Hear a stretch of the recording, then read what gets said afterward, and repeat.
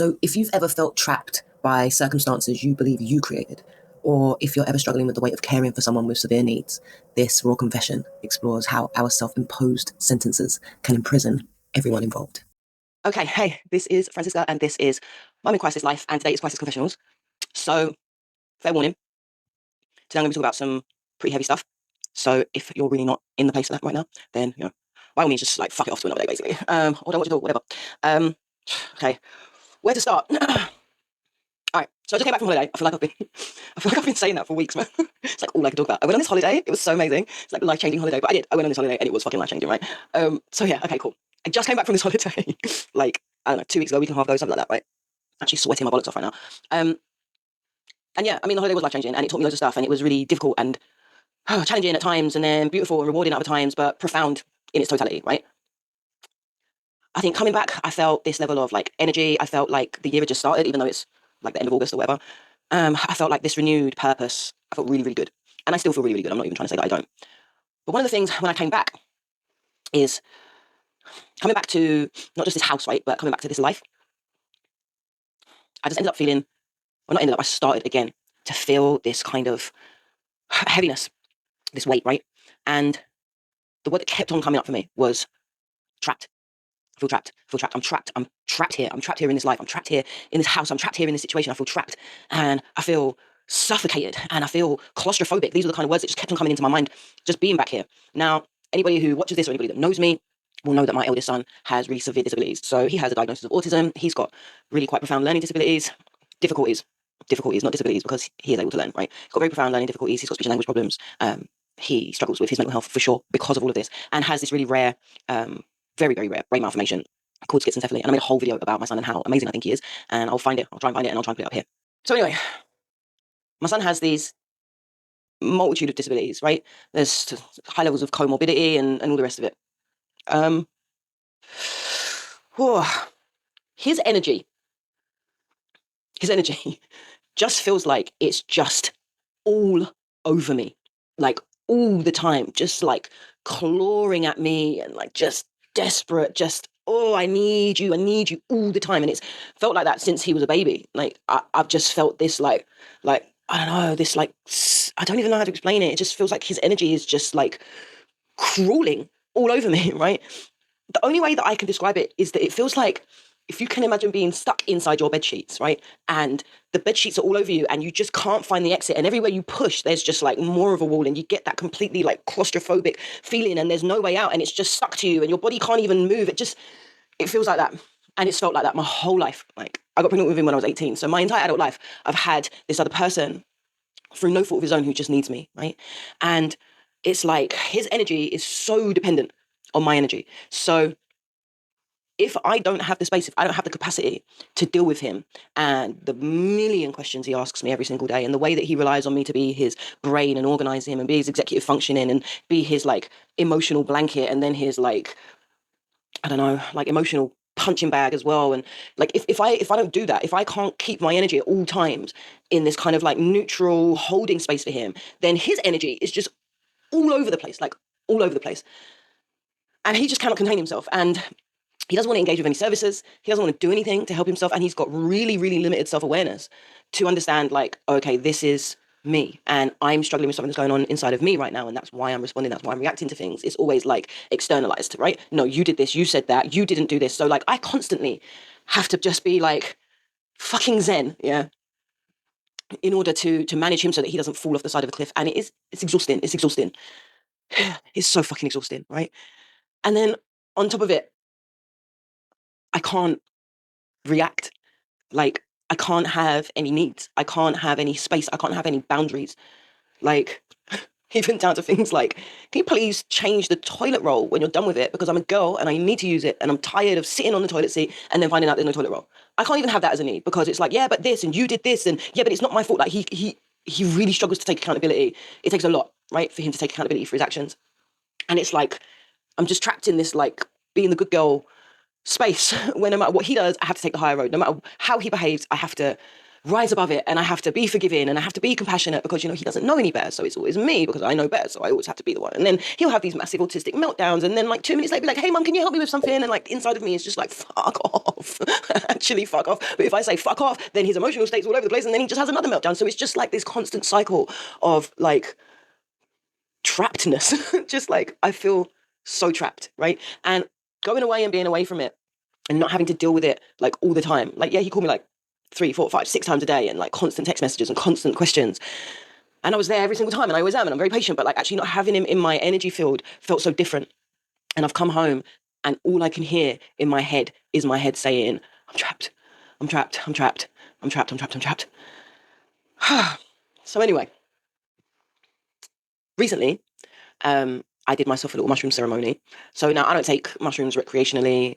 I'm not like, let's take some mushrooms, get high. Like, no, I kind of revere it. It's a really amazing plant. Like anybody that knows about it, anybody that knows about how mycelium works, anybody that knows about like the fact that the chemical compound or whatever it is, the DNA of it is the same as serotonin and neurogenesis and new pathways and all that stuff. You can look up yourself, right? But it's an amazing thing. And we knew it in the 60s before they started the war on drugs. And we're getting to learn it again now from all of the research that they're doing at the Royal Free. But anyway, recently I did this mushroom trip, right? And one of the things, the main thing actually, that it showed me during this mushroom trip, which was agonizing, I cannot tell you how painful it was that it showed me that my son's disability and his brain damage is squarely and irrevocably my fault. That I caused it, that I did it, that I made him like this. It was a really hard thing to see. It's still hard. It's still really hard to come to terms with. But that's what the mushroom showed me. And I knew it, or I've felt it. I've queried it for a long time. But it was kind of this really painful confirmation. Anyway, yesterday, I was doing some yoga and I had finished my yoga and I was lying in Shavasana. And the music was playing and I was breathing and I was trying to find some equilibrium. I was trying to find a moment of calm, just a moment of peace to myself. My son burst in the room, looked down at me in Shavasana with my eyes closed, breathing deeply, not moving, and proceeded to be like, hey, mum, can I ask you something? Just like, read the fucking room, bro. Like, read the fucking room, man. I'm just trying to have a little bit of time. Like, he left. And literally a minute and a half later, my youngest son came in, tap, tap, tap, tap, tap on my head because he needs to show me the blueprint, the layout of a house that he's building in Sims. And I'm just like, leave me alone. Like, leave me the fuck alone. Like, my kids are grown. And it's still like when your fucking toddler follows you into the bathroom so that they can be with you while you pee. And I kid you not, my kids still open the door while I'm in the bathroom so they can talk to me. I was in the shower after I did yoga and my eldest son was screaming, Mommy! Mommy! Like in the house while I'm having a shower. Like, just leave me alone, man. Like, and in that moment, on the floor on my mat, I just had this sudden realization. I was like, I'm never getting away. I'm never getting away from this. I'm never going to be free. They're never going to move on. They're never going to leave. And I just had this feeling of not just feeling trapped, but feeling imprisoned. I was like, this is it. This is my life. This is my life forever. I'm constantly going to be this person. I'm never getting away. I'm never getting away. And this idea of feeling imprisoned, it just brought up all of these feelings. I was like, oh my God, this is a sentence. I've been sentenced. I've been sentenced to life in prison. I've got a life sentence. I've got a life sentence. I can't leave. I've been sentenced to life like this. And this is what it is going to be fucking forever. And man, did I feel sorry for myself? What a fucking breakdown, man. I was just like, please, I can't do this anymore. I can't. I've been doing it for 22 years, man. And I've been doing it well for 22 years. I've been doing it 6 months into being a fucking adult. Like, I've never had space. I've never had freedom. I've never had time to just be an adult in my own right. And I know that that's what comes with being a parent, right? But like, to never have had it, to never have experienced it, and I'm 22 years in, and it's still like having a toddler, man, it's a lot. Like, there's stuff that I've never experienced, like just like even tiny little basic things that people take for granted. I've never gone out for a drink with colleagues after work. Never, never, never. I've never come home on a weekday and been like, nah, I'm not cooking.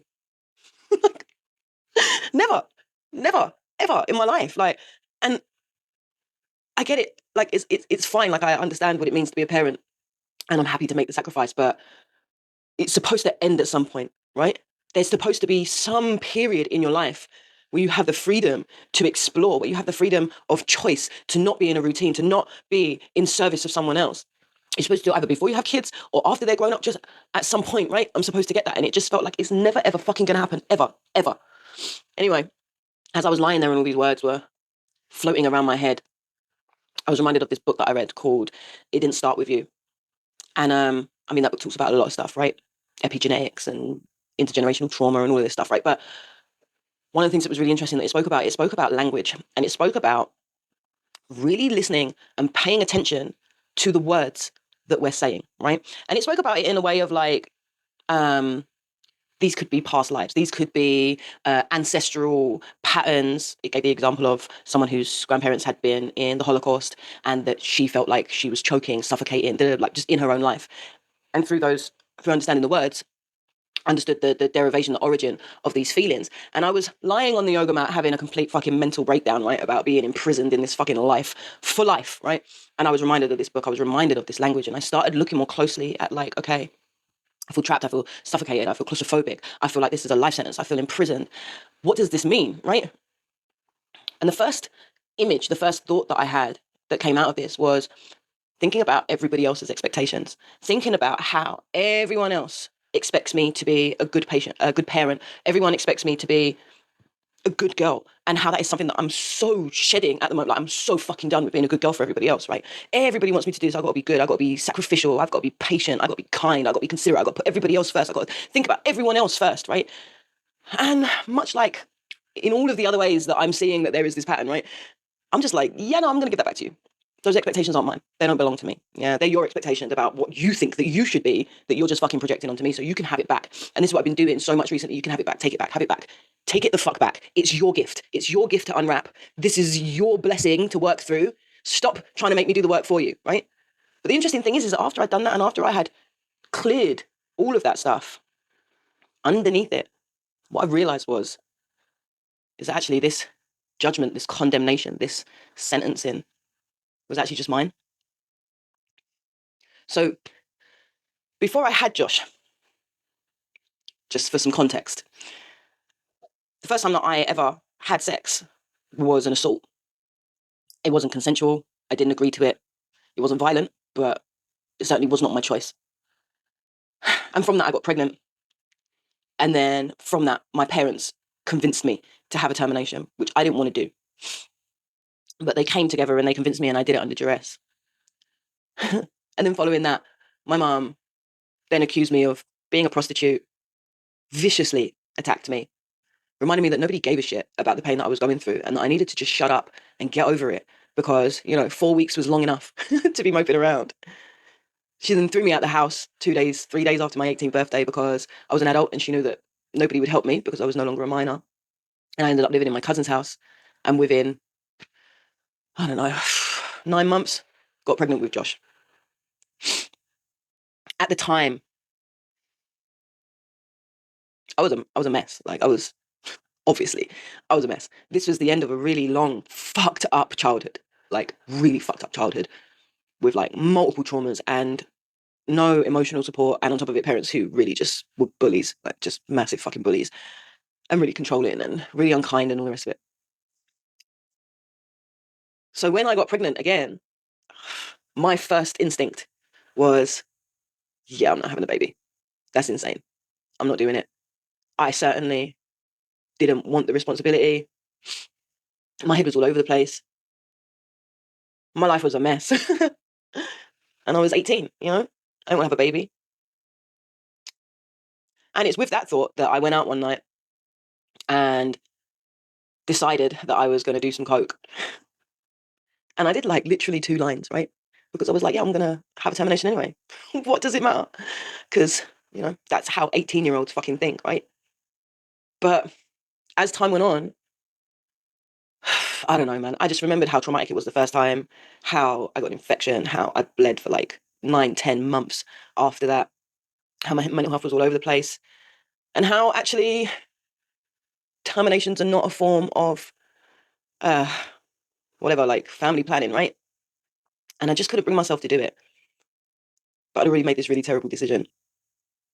Now, I know, right, from my job, and actually from people, not close friends, right, but like what, friends, family members, or whatever, right? So many parents, yeah, that fucking just smoking crack pipes all the way through pregnancy, like injecting heroin all the way through pregnancy, sniffing cocaine from start to finish, and their kids come out fine. Like they come out absolutely fine, right? But for me, that wasn't the case. And there's no proof. We don't know. It could have happened anyway, right? But I've always had an inkling. And the mushroom showed me, like, yeah, you remember that moment in the taxi as you went under the bridge and you made that decision? You affected somebody else's life. See, but here's the thing, right? In that mushroom trip, even though it showed me that, what it also showed me is it showed me that there are other realities. And there are other realities where I made that decision and Josh was fine. There were other realities where I didn't make that decision and Josh was fine. And they showed me several versions of him as this confident, outspoken, perfectly typical young man.